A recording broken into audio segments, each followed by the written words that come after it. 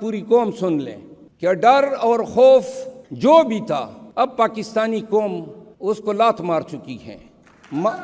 مارنا ہے تو مار لو، لٹکانا ہے تو لٹکا دو، ہم نکلیں گے، دڑلے سے نکلیں گے، روڈوں پہ، چوراہوں پہ، شہروں میں، گلیوں میں خان کا پیغام لے کر نکلیں گے اور بتائیں گے آپ کو، آپ کی آنکھوں میں آنکھیں ڈال کے بتائیں گے کہ ہم نہیں مانتے ہیں، ان ظلم کے ذاتوں کو نہ مانتے ہیں۔ پاکستان اب جو ہے قوم کو یہ سوچنا ہوگا، ہمارے ایجنڈے کی آزادی نہیں ہے۔ آرٹیکل 4 کہتا ہے پاکستان کے آئین کا کہ تمام کو قانون کے مطابق ٹریٹمنٹ ملے گی۔ M Q M, P T I, A N P اور ہر پارٹی اپنا جھنڈا لے کر جلسے اور کنونشن کر سکتی ہیں۔ ہمارے لیے جو ہے یہ حرام ہے۔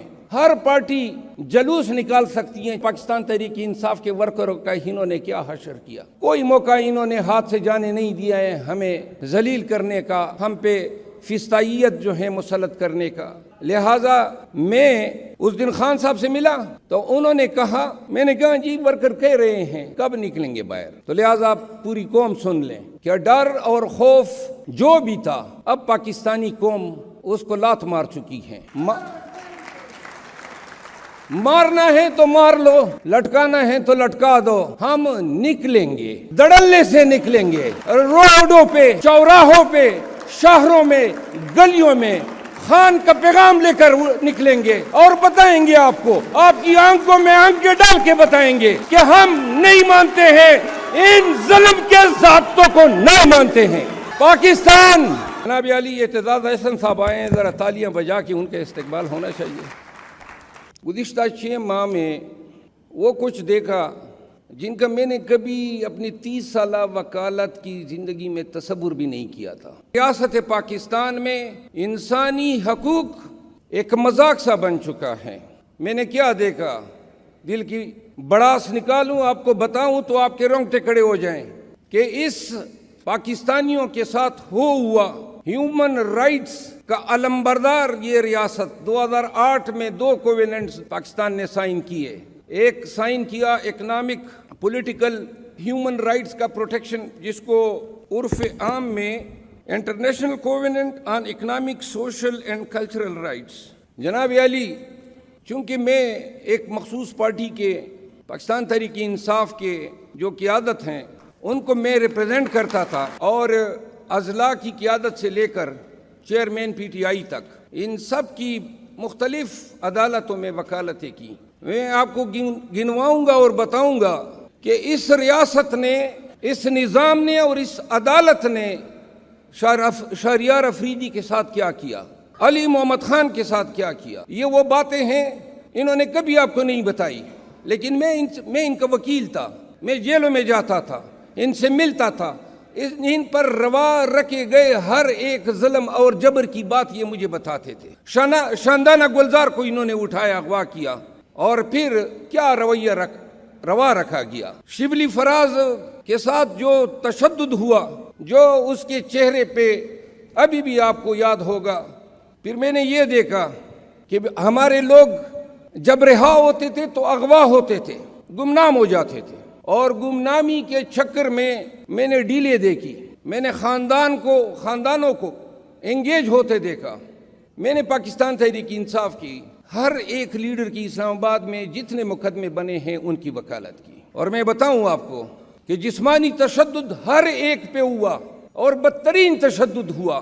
شرم کے مارے، حیا کے مارے یہ لیڈر آپ کو نہیں بتا رہے ہیں، جیلوں میں اور تانوں کے حوالاتوں میں نے اس دن بھی بتایا، یہ وہ ریاست ہیں جس کو ہم برائے نام اسلامی جمہوریہ پاکستان کہتے ہیں، نہ اس میں نام کی جمہوریت ہے، نہ اس میں نام کا اسلام ہے۔ اس طرح دونوں ہاتھوں سے 8 گھنٹے کو ہر ایک کو کھڑا کیا گیا حوالاتوں میں، اور جب جیلوں میں ڈالا گیا تو ڈیتھ سیل میں، چکیوں میں ان کو ڈالا گیا۔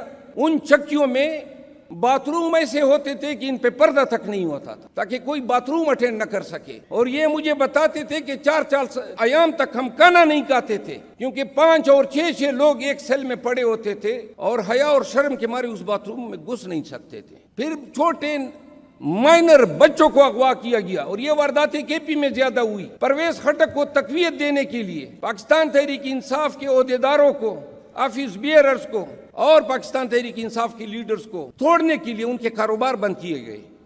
میں نے کہا مائنر بچوں کو اغوا کیا گیا، لوگوں کو 3 MPO کے نام پہ، اینٹی کرپشن کے پرچوں کے نام پہ، FIA کے پرچوں کے نام پہ، انسداد دہشت گردی کے پرچوں کے نام پہ بلیک میل کیا گیا، بلا دریغ اور بلا تفریق قانون کا ایسا ابیوز کیا گیا، اور ان لوگوں کے ساتھ وہ شیطانی رویہ رکھا گیا کہ اگر کبھی یہ لوگ مجھے اجازت دیں کہ وہ بھی بتا دوں جو کلائنٹ اور وکیل کے درمیان ہوتا ہے، تو آپ کو شاید اس ملک سے ہی نفرت ہو جائے کہ ہم نے کن لوگوں کو پالا ہے، کن لوگوں کو قانون کا ٹھیکیدار بنایا ہوا ہے، کن چھوٹے چھوٹے اور مکروہ لوگوں کو ہم نے منصف کی مناصب پہ بٹھایا ہوا ہے۔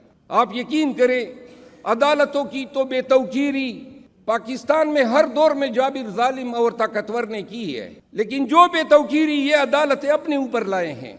عمران خان جیل میں نظر بند ہیں اور قانون سے وابستہ لوگ سارے یہاں پہ بیٹھے ہیں۔ کوئی ایک وکیل اس پورے پاکستان میں کھڑا ہو کے بتا دے جیل میں کس قانون کے تحت پڑا ہے۔ کوئی ایک قانون، اس دن اس پہ سماعت ہوئی 20 ایام پہلے چیف جسٹس اسلام آباد ہائی کورٹ کی عدالت میں، اور میں نے سوال کیا کہ ہے کوئی ایسا قانون جو یہ جسٹیفائی کریں کہ چیئرمین PTI جو ہیں وہ کس قانون کے تحت جیل میں ہیں؟ جو حکم نامہ تھا وہ توشہ کی سزا سسپینڈ ہونے کے ساتھ ختم ہو چکا ہے۔ ابوالحسنات ذوالقرنین بغیر کسی قانون کے آئے دن جناب میں جا کے جیل لگا لیتے ہیں۔ کوئی قانون تو ہوگا نا، کسی قانون کی شک کے تحت تو اس کو یہ اختیار ہونا چاہیے۔ پھر ابوالحسنات ذوالقرنین، اب یہ سن لیں، آج سے 3 مہینے پہلے اچانک اس کی تقرری کر دی جاتی ہیں سائفر کیس کے جج کے طور پہ، جب ابھی سائفر کیس رجسٹر نہیں ہوا ہے، اور جو اس کے پیشرو ہیں گیلانی صاحب ایڈیشنل سیشن جج، ان کو ہٹا دیا جاتا ہے، ٹرانسفر کیا جاتا ہے۔ وزارت قانون یہ حکم نامہ جاری کرتی ہے۔ اور اس سے پہلے توشہ خانہ کیس میں آل آف اے سڈن 6 ماہ کے بعد جج صاحب کی تبادلہ اسلام آباد کے ضلع ویسٹ سے ضلع ایسٹ میں کیا جاتا ہے، اور ہمایون دلاور صاحب کو 6 مہینے کے بعد لایا جاتا ہے۔ اور وہی ہمایون دلاور صاحب نے جو انصاف کا حشر نشر کیا، پاکستان کے پورے ممالک کو علم ہے۔ نصر من اللہ صاحب سینئر سول جج اسلام آباد میں، وہ عدت کے کیس کو پریزائڈ اوور کر رہے تھے، انہوں نے کیس خارج کر دیا۔ ایک شخص ہے مشکوک عرفان نام ہے، اور وہ شخص، ان کے وکلاء وہی ہیں جو FIA نے یا پولیس نے ہمارے خلاف انگیج کیے ہیں دیگر مقدمات میں، وہی وکلاء جا کے ریویژن دائر کرتے